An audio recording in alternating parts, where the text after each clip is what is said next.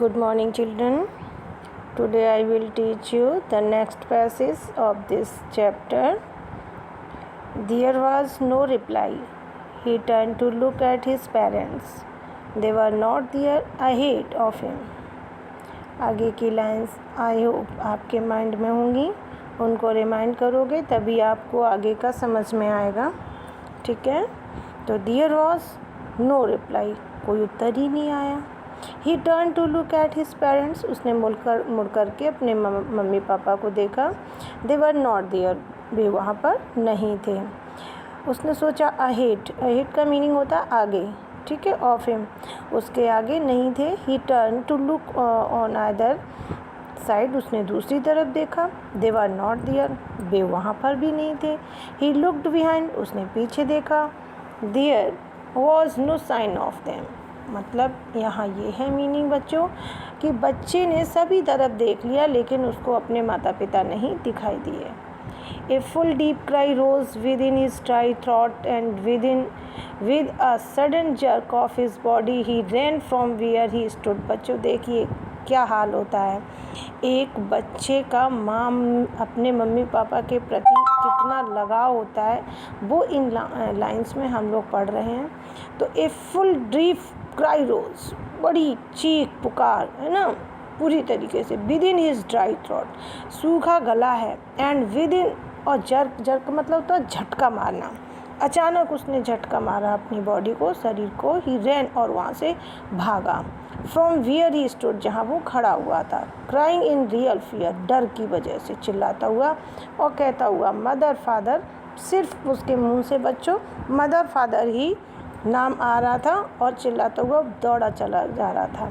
Tears rolled down from his eyes, उसकी आंखों से बच्चों आंसू, यहाँ देखिए बच्चों टीयर्स रोल्ड, बहते चले जा रहे थे, ढुरकते चले जा रहे थे, एक के बाद एक आंसू.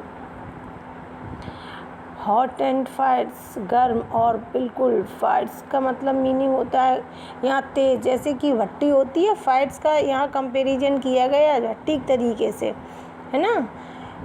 His flushed face was convulsed with fear, और उसका जो चेहरा था बच्चों वो बुरी तरीके से तमतमा रहा था डर की वजह से. और उसको मम्मी पापा नहीं मिल रहे थे, तो वो डर कह लो या बिछड़ना कह लो. Panic stricken he ran to one side first then to other side, पहले वो इधर जाता है दौड़ करके फिर इधर जाता है. आप इमेजिन कर लीजिएगा किसी बच्चे के माँ बाप बिछड़ जाएं, ठीक है, तो वो क्या करता है, उसकी हालत बहुत ख़राब हो जाती है. चारों तरफ दौड़ दौड़ करके देखता है. उसी तरीके से वो बच्चा इधर उधर उस मेले में भाग रहा था और उसकी इस बात की समझ में नहीं आ रहा था कि वो हिदर एंड देदर का मतलब यहाँ और वहाँ, इन ऑल डायरेक्शन, सभी दिशाओं में वो इधर उधर भाग रहा था. Knowing not where to go, और उसकी समझ में नहीं आ रहा था वो कहाँ जाए, करे तो क्या करे. मदर फादर ही वेल्ड, वो रोता जा रहा. वेल्ड का मतलब होता है जो बिलाप करके रोया जाता है बच्चों, ठीक है, क्योंकि रोने की भी कई मीनिंग है. क्राई आ रहा है आपका, बीप भी है, आप जानते होंगे WEEP. और ये वेलिंग, वेलिंग का मतलब होता है ब्लाप करके, दाड़ दाड़ के रोना. ठीक है, इंग्लिश में एक मीनिंग होती है, उसके कई, हर मीनिंग का अलग अलग सेंस होता है. His yellow turban come untied and his clothes become muddy, उसके जो पीले पगड़ी थी वो छूट गई और उसके कपड़े जो थे वो कैसे हो गए, मिट्टी में सन गए.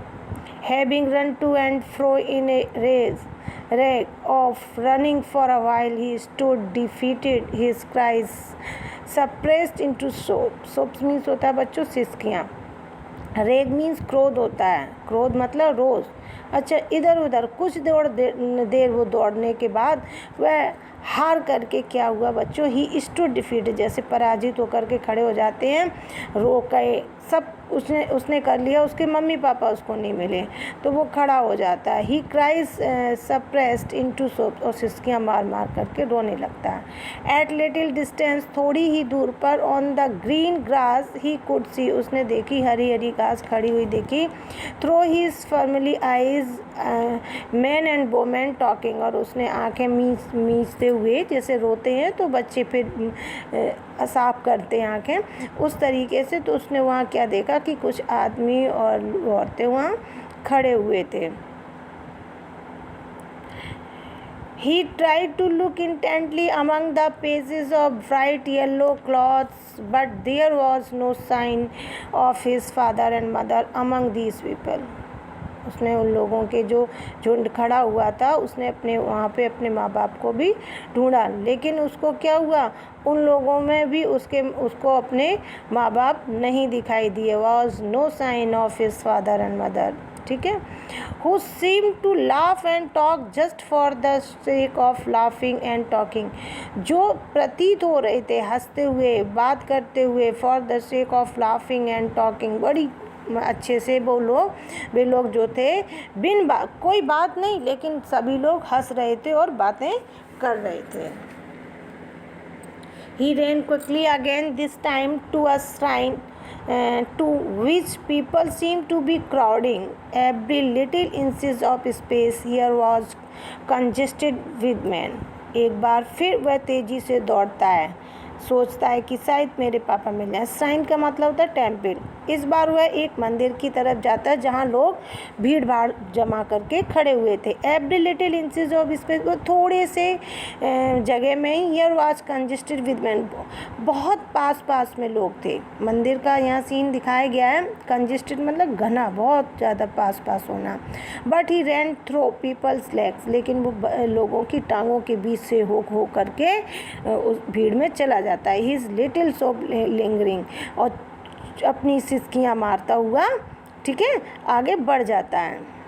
मदर फादर, और क्या बोलता जा रहा है, मदर फादर, मम्मी पापा, बस। Near the entrance to the temple के पास में जो प्रवेश द्वार था वहाँ। हाउएवर, जैसे ही the crowd became very thick, जैसे ही भीड़ और ज़्यादा थिक होती है, कंजेस्टेड हो जाती है, मैन जॉस्टेल्ड ईच अदर, तुमने देखा होगा अपने यहाँ मंदिरों में यही तो दिखाया जा रहा है। मंदिरों में पता जाते हैं पूजा करने, लेकिन देखा है लोग बागों को एक दूसरे को धक्का मुक्की करते हैं। क्या ये पूजा है? बिल्कुल नहीं। पूजा मन की शांति होती है ना। ये नहीं कि ये तो अहिंसा और हुई, क्रूरता हुई, किसी को धक्का मार के भगवान के पास जाओ, तो ये तो भगवान कभी स्वीकार ही नहीं करते हैं उसकी प्रार्थना आप कहीं भी खड़े होकर के शुद्ध मन से कर लीजिएगा, आपकी प्रार्थना भगवान स्वीकार करेंगे। देखिए मंदिर का वर्णन यहाँ दिखाया गया है बच्चों, इस पैसेज से हम लोगों को सीख लेनी चाहिए, ठीक है। Heavy man with flashing murderous eyes and hefty soldiers, पूरा दिखाया गया। मंदिर के द्वार के पास भीड़ बहुत घनी थी, बारी लोग जिनके विशेष कंधे थे और जिनकी क्या में से आगे घुसने का प्रयत्न किया, तो परंतु उनकी पास जो हालत थी, हलचल ठोकरे खाकर इधर उधर लुढ़कने लगा। The poor child struggle to thrust a way between their feet, उन लोगों के पैरों के बीच से निकलने का उस बच्चे ने संघर्ष या प्रयास किया। बट नोक्ड टू एंड फ्रो का मतलब आगे, ठीक है। वाई दियर ब्रूचल मूवमेंट्स, ये आया है, लेकिन उनकी जो ब्रूचल का मतलब यहाँ है बड़ी, मुझे तो कहने में भी बड़ा वो लग रहा है, मूवमेंट मतलब गति, जो उनकी एकदम, नहीं देखा होगा जो लोग असभ्य होते हैं, मैं तो उनको असभ्य ही कहूँगी। और ख़ास तौर से जो मैं ये भी नहीं कह सकती कि इलिटरेट, जो अशिक्षित होते हैं, इलिटरेट होते हैं, वो लोग ऐसा करते हैं, वो टेंडेंसी भी होती है। कुछ लोग पढ़े लिखे भी होते हैं तब भी इस तरीके की एक्टिविटी करते हैं। कुछ लोगों का बिहेव इतना अच्छा होता है, पढ़े लिखे नहीं होते हैं, वो सीखते हैं, है ना। तो ये नेचर पे डिपेंड करता है बच्चों। वो क्या करते हैं कि अपन आगे जाने के लिए दूसरे को धक्का दे के और आगे, और पता अपने आप को सुपीरियर और समझते हैं बच्चों। तो उन लोगों ने क्या किया, दियर ब्रूचल मूवमेंट्स, उनकी जो धक्का मुक्का करने से वो आगे लुढ़कता चला गया। फ्रो मीन्स आगे। He might have been trampled underfoot had he not shrieked at the highest pitch of his voice, father mother। अब बेटा वो क्या केवल अपने मुंह से क्या कर रहा था, सिर्फ उसके मुंह से मम्मी पापा निकल रहा था। तो उस बेचारे बच्चे ने उन लोगों के पाँव के बीच से गया, ये मैं बता चुकी हूँ आपको, वह किसी न किसी प्रकार के पाँव के नीचे आकर कुचल जाता है। इस इतना इंसान धक्का मुक्की करता है कि उस छोटे से बच्चे को देखता नहीं है, और यदि वह पूरे ज़ोर से चीख पड़ता तो mummy papa, a man in the surging crowd heard his cry and stopping with great difficulty lifted him up in his arms। और उस उमड़ती भीड़ में एक व्यक्ति जो होता है, जेंटल होता है, वो क्या करता है, उसकी चीख सुन लेता है ना, और बड़ी कठिनाई से उसको झुक करके गोद में उठा लेता है। So thank you children.